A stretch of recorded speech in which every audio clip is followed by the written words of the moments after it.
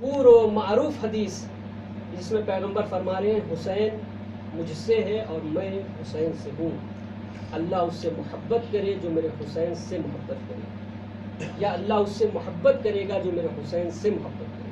سبحان اللہ۔ پہلے خود اس حدیث کو پہچانے کہ یہ حدیث کہاں نقل ہوئی ہے، کیسے نقل ہوئی ہے۔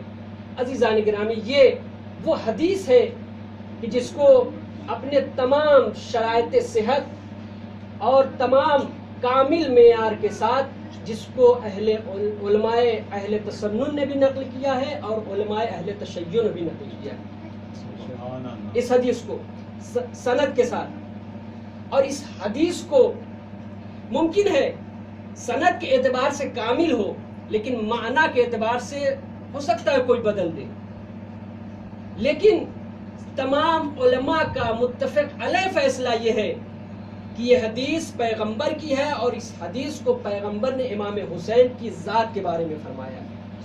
توجہ کریں، امام حسین کی ذات کے بارے میں فرمایا ہے۔ اور اس حدیث کو ابن ماجہ نے بھی لکھا، ترمذی نے بھی لکھا، المستدرک علی الصحیحین نے بھی لکھا، اور حتیٰ کہ یہ جملہ بھی ملتا ہے کہ حاکم نیشاپوری نے یہاں تک لکھ دیا اگر یہ حدیث صحیحین میں نہیں بھی ملتی ہے تب بھی یہ اپنے تمام شرائط صحت کے ساتھ اور اپنے تمام کامل معیار کے ساتھ امام حسین کے بارے میں پیغمبر نے یہ فرمایا۔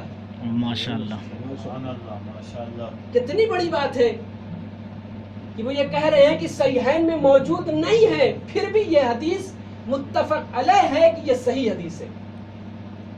اب عزیزان گرامی توجہ کریے گا، میں تمہیدی گفتگو کر رہا ہوں آپ کے سامنے کہ یہ حدیث کی سند اور حدیث کو کس نے نقل کیا، یہاں تک بات پہنچی۔ اب دیکھیے یہ جو جملہ پیغمبر نے فرمایا کہ حسین مجھ سے ہے اور میں حسین سے ہوں، اللہ اس سے محبت کرے جو میرے حسین سے محبت کرے۔ کیا بات ہے؟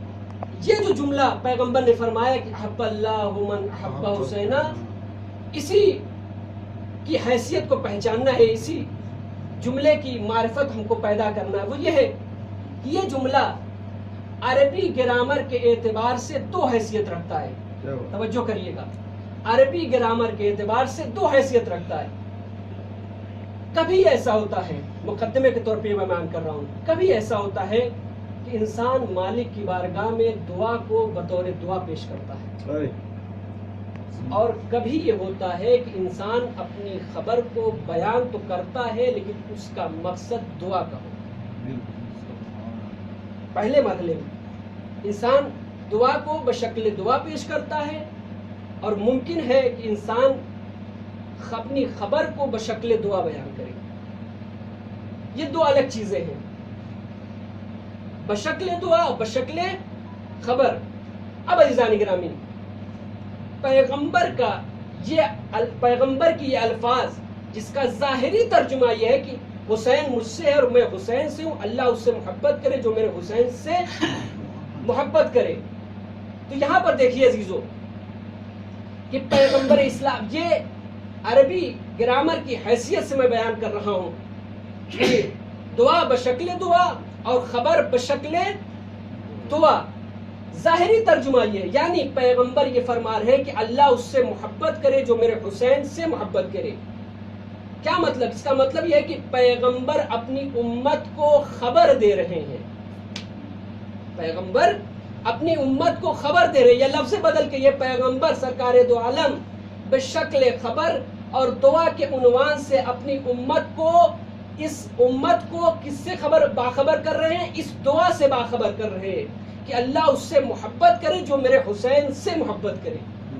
اب عزیزان گرامی، اب اگر اس کی معنویات کے اوپر غور کریں کہ حضور سرور کائنات نے یہ فرمایا کہ اللہ اس سے محبت کرے جو میرے حسین سے محبت کرے۔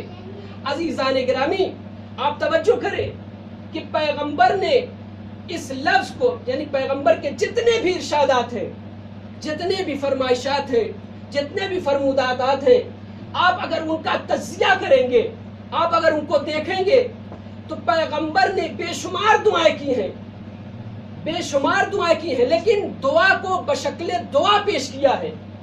توجہ کریں، سبحان اللہ، دعا کو بشکل دعا پیش کیا ہے، لیکن تنہا شرف امام حسین کی ذات کو حاصل ہے۔ جب امام حسین کے فضائل اور کمالات کا تذکرہ پیغمبر اسلام نے کیا تو اب یہاں پر دعا کو بشکل دعا پیش نہیں کیا بلکہ خبر کو بشکل دعا استعمال کیا۔ واہ سبحان اللہ ماشاء اللہ۔ دعا کو، خبر کو بشکل دعا استعمال کیا، اللہ اس سے محبت کرے جو میرے حسین سے محبت کرے۔ سبحان اللہ، واہ واہ واہ۔ یہاں پر پیغمبر اسلام نے دعا، خبر کو بشکل دعا بیان کیا۔ توجہ کریے گا میرے عزیزو، جب نتیجے پر پہنچیں گے تو آپ کو لطف آئے گا کہ کتنا لطیف جملہ ہے پیغمبر کا کہ احب اللہ من احب حسین، اللہ اس سے محبت کرے جو میرے حسین سے محبت کرے۔ ایک بات کہ دعا بشکل دعا، دعا یعنی خبر بشکل دعا ہوتی ہے۔ اب عزیزان گرامی، شاید ایک مقصد یہ ہو، شاید میں اسی لیے کہہ رہا ہوں، شاید ایک مقصد یہ رہا ہو اس جملے کا کہ دعا کا نیچر یہ ہوتا ہے، دعا کا مزاج یہ ہے، دعا کا مزاج یہ ہے کہ دو طرح کا مزاج ہے دعا کے سلسلے میں، کبھی دعا قبول ہوتی ہے، کبھی دعا رد کر دی جاتی ہے۔ اس کا پیغمبر سے، ائمہ سے، معصومین سے اس کا کوئی تعلق نہیں ہے۔ پیغمبر اور ائمہ معصومین سے کوئی تعلق نہیں، کیوں؟ اس لیے کہ اس کا مزاج یہ ہے دعا کا، یا دعا قبول ہوگی یا دعا رد کر دی جائے گی۔ اب عزیزان گرامی، اب یہیں سے فرق پہچانیے معصوم کا اور غیر معصوم کا۔ یاد رکھیے میرے عزیزو، معصوم کی دعا میں اور غیر معصوم کی دعا میں ایک یہی بنیادی فرق پایا جاتا ہے۔ معصوم، غیر معصوم جب منزل دعا میں قدم رکھتا ہے تو ممکن ہے اس کی دعا قبول ہو جائے، ممکن ہے دعا رد کر دی جائے، لیکن معصوم جب منزل دعا میں قدم رکھتا ہے تو اس کی دعا حتماً قابل قبول ہوتی ہے۔ پیغمبر یہی اپنی امتیوں کو بتانا چاہتے ہیں، یاد رکھو میں نے یہ جو جملہ کہا ہے کہ اللہ اس سے محبت کرے جو میرے حسین سے محبت کرے، میں نے اپنی امت کو بتا دیا دیکھو محبت حسین نتیجہ ہے محبت پروردگار کا۔ واہ واہ سبحان اللہ، واہ واہ۔ پڑھیے محمد محمد حیدری یا علی آواز بلند صلوات۔ اللہم صلی علی محمد۔ ماشاء اللہ سبحان اللہ۔ بہترین وسیلہ اور نتیجہ ہے محبت پروردگار کا۔ اب آئیے عزیزو، ممکن ہے یہ امکان پایا جاتا ہے کہ انسان کی دعا قبول ہو، انسان کی دعا رد کر دی جائے، لیکن معصوم کے سلسلے میں یہ امکان نہیں پایا جاتا۔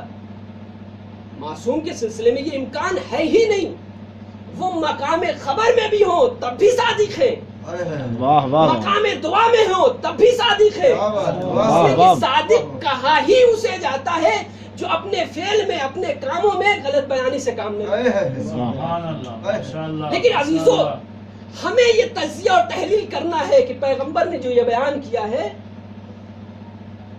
کہ اللہ اس سے محبت کرے جو میرے حسین سے محبت کرے، یہ مقام دعا ہے۔ کوئی انسان، اگر کوئی مسلمان یہ تصور کرتا ہے یا اس کے اندر یہ عقیدہ پایا جاتا ہے کہ معصوم کی خبر بھی غلط ہو سکتی ہے، معصوم کی دعا بھی رد ہو سکتی ہے، تو وہ مسلمان کہے جانے کے قابل نہیں ہے۔ بے شک۔ میں اس کا ثبوت دے رہا ہوں۔ پیغمبر اسلام کی حیات کا جب آپ تجزیہ کریں گے، پیغمبر اسلام کی جب تاریخ کو آپ دیکھیں گے تو آپ دیکھیں کہ پیغمبر اسلام کی زندگی میں دو مارکے ایسے ہوئے ہیں کہ جسے پیغمبر نے لفظوں کے ذریعے سے سر کیا ہے۔ توجہ کریں، ماشاءاللہ، ماشاءاللہ۔ ایسے مارکے ہیں جسے پیغمبر نے لفظوں کے ذریعے سے سر کیا ہے۔ پہلا مارکہ پیغمبر کی 13 سال کی مکہ کی زندگی، جہاں پر کفار و مشرکین ہیں جو نبی کے خون کے بھی پیاسے ہیں اور جان کے بھی پیاسے ہیں، ان کے لیے کوئی بھی خبر ناقابل برداشت ہے۔ کیوں؟ اس لیے کہ وہ دشمن ہے۔ ان کا تصور توحید یہ ہے، ان کا عقیدہ یہ ہے کہ اگر ان کی ٹھوکر میں پتھر آیا خدا مان لیا، سر بفلک پہاڑ دیکھا اس کو خدا مان لیا، درخت کو دیکھا خدا مان لیا، بتوں کو دیکھا خدا مان لیا، بہتے ہوئے دریا کو دیکھا خدا مان لیا، चांद की ज़िया को देखा, खुदा मान लिया, सूरज की किरणों को देखा, खुदा मान लिया, सितारे के घुंघुमे देखे, उसको खुदा मान लिया, माशाअल्लाह, उसके सामने वाह, वाह। सर झुका दिया। लेकिन अजीजान गिरामी, इस जलालत के माहौल में, इस गुमराही के माहौल में पैगंबर ने जब हिदायत का चिराग रोशन किया, तो अब चूंकि उनके तसव्वुरात और इदराक से बालातर था कि कोई खुदा ऐसा भी होगा जो नजरों से ओझल होगा, वाह, वाह, लेकिन वाह। खुदा होगा, कोई खुदा ऐसा होगा कि जो दिलो दिमाग में नहीं आएगा, लेकिन खुदा होगा। वाह, वाह। पैगंबर ने जब अपने अकीदे तौहीद को पेश किया, तो आवाज ही देखो, कोई खुदा ऐसा भी होगा, कान नहीं होंगे, समी होगा, वाह वाह, सुभान अल्लाह, वाह वाह, आंख नहीं होगी लेकिन बसीर होगा, वाह, दिलो वाह। दिमाग नहीं होंगे, इन्नहु अलीमुन बिज़ाति सुदूर की सनद होगी, वाह वाह वाह वाह, सुभान अल्लाह, हाथ पैर नहीं होगा लेकिन इन्नल्लाह अला कुल्ले शैइन कदीर का मिस्ताक होगा। वाह वाह वाह वाह, सुभान अल्लाह, तमाम मराहिल जब पैगंबर ने अकीदे तौहीद को, इन तसव्वुर तौहीद को बालातर नजल ले जाने वालों के दरमियान जब पेश किया, तो उन्होंने भी, जो खून के दुश्मन थे, जो जान के दुश्मन थे, जो कुफार और मुशरिकीन थे, ऐसे माहौल में थे जहां उन्हें इदराक का माहौल ही नहीं मिला था, अब पैगंबर ने जब अपनी तसव्वुर तौहीद को पैदा किया, तो उन्होंने भी यही कहा, पैगंबर जो कह रहे हैं वो सच है। वाह वाह, माशाअल्लाह, तकबीर, अल्लाहु अकबर, नारे रिसालत, या रसूल अल्लाह, नारे हैदरी, या अली, आवाज़े बुलंद सलवात, अल्लाहुम्मा मकाम खबर में पैगंबर ने अपनी 13 साल की जिंदगी में कुफार और मुशरिकीन से ये मनवा लिया कि पैगंबर मकाम खबर में सच्चा है। तवज्जो करें मेरे दोस्त, मकाम खबर में सच्चा है। अब आइए 10 साल जिंदगी पैगंबर की तबलीग की, वो कहाँ गुजरी? मदीने में गुजरी। वहां भी पैगंबर ने लफ्जों के जरिए से मार के कुफर किया। कब? जब मरहला नसारे नजरान से आया, वाह वाह, तो उन्होंने कहा कि हम तो बेटा मानेंगे। क्यों? इसलिए कि वो बगैर बाप के दुनिया में आए हैं, लिहाजा हम उन्हें बेटा मानेंगे। आप चाहे बंदा कहिए, कहिए न कहिए, हम बेटा मानेंगे। एक सलवात पढ़िए मोहम्मद वाले मोहम्मद पे। अल्लाहुम्मा सल्ली अला मुहम्मद वाले मोहम्मद। बगैर बाप की उनकी दलील यह है कि बगैर बाप के आए हैं, लिहाजा हम खुदा मानेंगे। भाई परवरदिगार आलम ने 2 नुस्खा पैगंबर को कुरान के जरिए से दे दिया। ये बेटा कह रहे हैं, इनसे कहो इन्ना मसल ईसा का मसल आदम खलकहू मिन तुराब। आदम की ईसा की मिसाल आदम के जैसी है। क्यों? इसलिए कि उन्हें मिट्टी से पैदा किया गया है। अजीजान गिरामी, यही जुमला काफी है। खलकहू मिन तुराब का जुमला ही काफी है। क्यों? इसको मिट्टी से पैदा किया। इन्हें इतना ही नहीं मालूम है, जो पैदा होता है वो बंदा होता है, खुदा नहीं होता। वाह वाह वाह, सुभान अल्लाह, वाह वाह वाह, खलकहू मिन तुराब। अब अजीजान गिरामी, इन्होंने कहा नहीं, तो पैगंबर ने कहा, इनकी दलील ये है कि बगैर बाप के आए हैं। तो पैगंबर ने कहा कि अगर बगैर बाप की कोई दुनिया में आ जाए तो खुदा का बेटा होगा। कहाँ बेटा होगा? फिर आदम के बारे में क्या है? आदम तो न माँ के जरिए से आए हैं, न बाप के जरिए से आए हैं। अब इनके बारे में तुम क्या कहोगे? वो तो सिर्फ और सिर्फ बगैर बाप के दुनिया में आए, तब बेटा कहे जाने के लायक है। तो फिर ये आदम और हत्ता की हव्वा भी गैर माँ बाप के दुनिया में आई, उनके बारे में क्या कहोगे? कहा नहीं, हम तो बेटा मानेंगे, आप चाहे बंदा माने चाहे न माने। अब अज़ीज़ान गिरामी, हट धर्मी, अब इस मरहले तक, यहाँ तक तो बात नहीं मानी उन्होंने।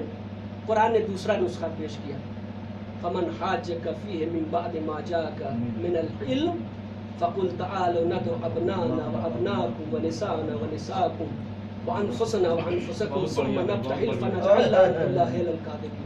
माशाअल्लाह, हैदरी, या अली, आवाज़े बुलंद, नारे सलवात, अल्लाहुम्मा सल्ली अला मुहम्मद। अब उसके बाद पैगंबर से कहा, ये मानने वाले नहीं है, लिहाजा अब जो मसला तय होगा, अब जो मसला तय होगा मस्जिद में नहीं होगा, आपकी बज़्म में नहीं होगा, दरबार में नहीं होगा, گھروں میں نہیں ہوگا. اب ان سے کہو میدان میں آؤ. واہ واہ واہ واہ. تم اپنے بیٹوں کو لاؤ, ہم اپنے بیٹوں کو لائے. تم اپنی عورتوں کو لاؤ, ہم اپنی عورتوں کو لائے.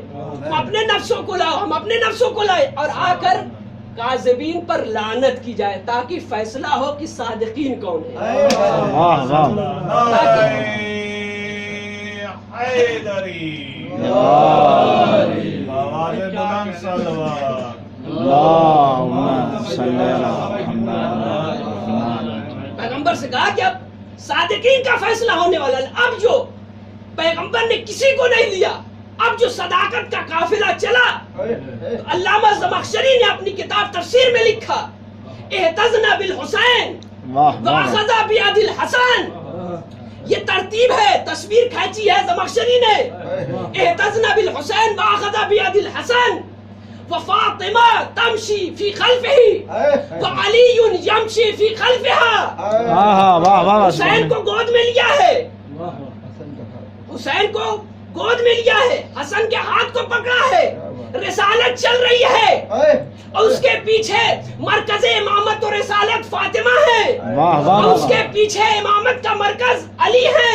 اب عزیزان گرامی, اب جو یہ قافلہ چلا, نصارے نجران سے دور سے دیکھا تو ان کے جملے ہیں. انہوں نے آواز دی واللہ انی لا ارى وجوہا لو سأل اللہ ان یزیل الجبل عن مکانتہ لازالا. واہ واہ سبحان خدا اللہ. کی قسم ہم ایسے نورانی چہرے کو دیکھ رہے ہیں, اگر یہ منزل دعا میں قدم رکھ دے تو پہاڑ اپنی جگہ سے ہٹ جائے. سبحان اللہ.